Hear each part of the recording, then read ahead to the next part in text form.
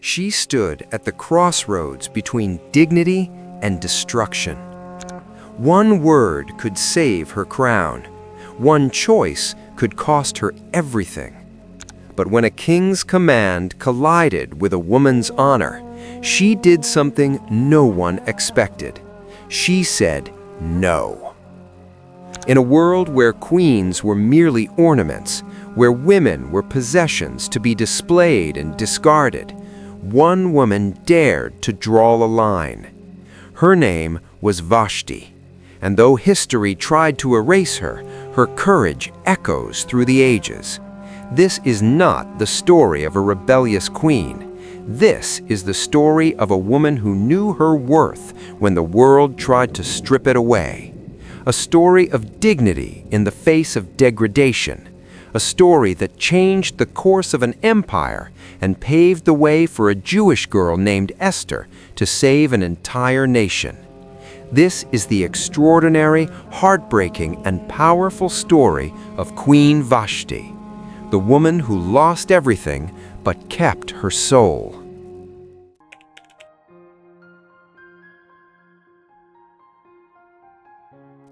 Our story begins in the magnificent capital of Shushan, the winter palace of the Persian Empire. This was approximately 2,500 years ago during the reign of King Ahasuerus, known in history as Xerxes the Great. He ruled over 127 provinces, stretching from India to Ethiopia. His empire was the largest the world had ever seen. His power was absolute. His word was law. And in the third year of his reign, King Ahasuerus decided to throw a party. But this wasn't just any party. This was a display of wealth and power that would be talked about for generations. The Bible tells us in the book of Esther, chapter 1, that he made a feast for all his nobles and officials, the military leaders of Persia and Media. The princes and the nobles of the provinces were present. For 180 days, 6 full months, he displayed the vast wealth of his kingdom and the splendor and glory of his majesty. Can you imagine? 6 months of feasting, entertainment, and extravagance. Every day was more lavish than the last. The finest foods, the rarest wines, the most spectacular performances. It was all designed to remind everyone in the empire, I am king, I am powerful, I am in control. But King Ahasuerus wasn't finished yet. After those 6 months, he threw another feast. This time, it was a 7-day banquet for all the people present in the citadel of Shushan, both great and small. The setting was breathtaking. The Bible describes it beautifully in Esther 1, verse 6. There were white cotton curtains and violet hangings fastened with cords of fine linen and purple to silver rods and marble pillars. Couches of gold and silver were arranged on a mosaic pavement of porphyry, marble, mother of pearl, and precious stones. And the drinks? They served royal wine in abundance according to the bounty of the king, in vessels of gold, each vessel being different from every other. The wine flowed freely. The king had ordered that they should do as each man desired. No limits, no restrictions. Drink as much as you want. Indulge. Now, while the king was hosting this massive party for all the men of the kingdom, Queen Vashti was doing something equally significant. She was hosting her own banquet for the women of the royal palace. This tells us something important about Vashti. She wasn't just sitting in her chambers being decorative. She was active. She was hosting. She had her own sphere of influence. She was, in many ways, a queen who understood her role and fulfilled it with grace and dignity. But on the 7th day of the feast, when the heart of the king was merry with wine, when he had been drinking heavily and his judgment was impaired, King Ahasuerus made a decision that would change everything. He commanded 7 eunuchs who served him to bring Queen Vashti before the king, wearing her royal crown, in order to show the peoples and the princes her beauty, for she was lovely to look at. At first glance, this might not seem like such a terrible request. He wanted to show off his beautiful queen. What's wrong with that? But look deeper. The king was drunk. His guests were drunk. This wasn't a formal state occasion. This was a drunken party that had been going on for 7 days. And some scholars believe that the phrase "wearing her royal crown" suggests that she was to wear her crown and only her crown. That she was being summoned to appear before hundreds, perhaps thousands of intoxicated men as a display, an object to be gawked at and admired. Whether this interpretation is correct or not, one thing is clear. Vashti understood that this command was beneath her dignity as queen. This wasn't about honoring her. This was about using her to inflate the king's ego. She was being reduced from a person to a possession, from a queen to a trophy. And so, in a moment that would echo through history, Queen Vashti made her choice. The Bible tells us in Esther 1:12, "But Queen Vashti refused to come at the king's command delivered by the eunuchs." She said no. Can you imagine the shock? The gasps that must have rippled through that banquet hall? In an empire where the king's word was absolute law, where disobedience could mean death, a woman, a queen, had just refused a direct royal command. The Bible tells us that the king was enraged and his anger burned within him. This wasn't just embarrassment, this was a crisis of authority. If the queen could say no to the king, what did that mean for his power? What precedent did this set? So the king did what kings do when they need to justify their rage. He consulted his wise men, the ones who knew law and judgment. And these men, they understood immediately what was at stake here. This wasn't just about one queen refusing one king. This was about control, about power, about keeping women in their place. One of the nobles, a man named Memucan, spoke up, and his words reveal so much about the world Vashti lived in. He said, "Not only against the king has Queen Vashti done wrong, but also against all the officials and all the peoples who are in all the provinces of King Ahasuerus. For the queen's behavior will be made known to all women, causing them to look at their husbands with contempt." Did you catch that? They weren't worried about the king's hurt feelings. They were worried about a revolution. They were terrified that if word got out that the queen had said no to the king and gotten away with it, women everywhere would start saying no to their husbands. The entire social order would collapse. Memucan continued, "If it please the king, let a royal order go out from him, and let it be written among the laws of the Persians and the Medes, so that it may not be repealed, that Vashti is to come no more before King Ahasuerus, and let the king give her royal position to another who is better than she." Just like that, banished, divorced, stripped of her crown and title, all because she refused to be objectified, all because she said no to degradation. And so it was done.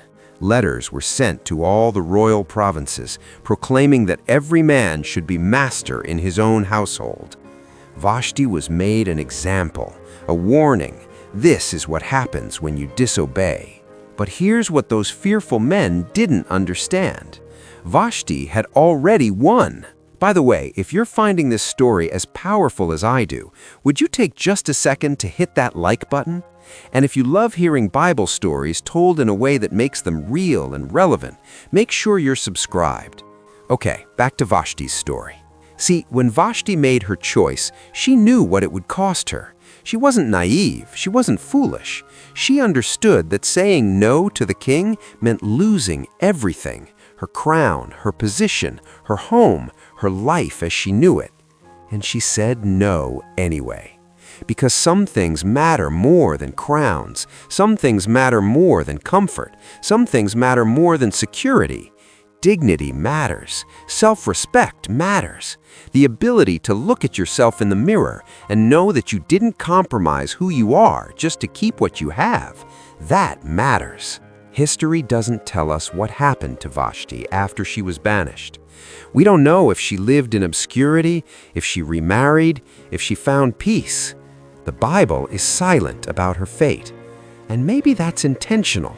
Maybe we're not supposed to focus on what she lost. Maybe we're supposed to focus on what she kept. She kept her dignity. She kept her self-respect. She kept her soul. And here's the beautiful irony of it all. In banishing Vashti, the king created the very opening that would lead to Esther becoming queen. And Esther, the Jewish orphan girl who would never have had a chance at the throne if Vashti had stayed, would go on to save her entire people from genocide. Vashti's no made room for Esther's yes. Vashti's courage paved the way for Esther's deliverance. God was working everything together. The king thought he was punishing Vashti. He thought he was making an example of her. But God was positioning the pieces on the board for a greater purpose. What the enemy meant for evil, God was already turning for good. So what can we learn from Queen Vashti's story? So much. First, dignity is not negotiable. Vashti teaches us that there are some lines we simply cannot cross, no matter what it costs us. When someone asks us to compromise our values, our integrity, our very souls, the answer must be no, even if it costs us everything. Because what does it profit someone to gain the whole world but lose their own soul? Second, saying no to the wrong thing makes room for God's right thing. Vashti's refusal seemed like the end of her story, but it was actually the beginning of God's greater plan. When we have the courage to say no to what demeans us, diminishes us, or destroys us, we create space for God to do something new in our lives. Third, you are not an object to be displayed, used, or discarded. You are made in the image of God.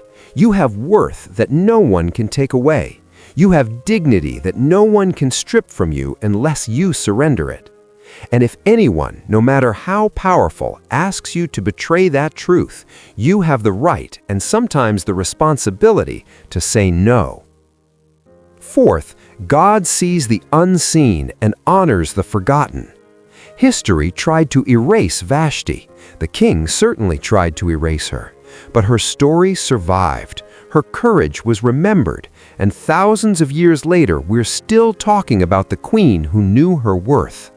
When you stand for what's right, even if the world tries to silence you, God sees, and your impact will echo farther than you can imagine.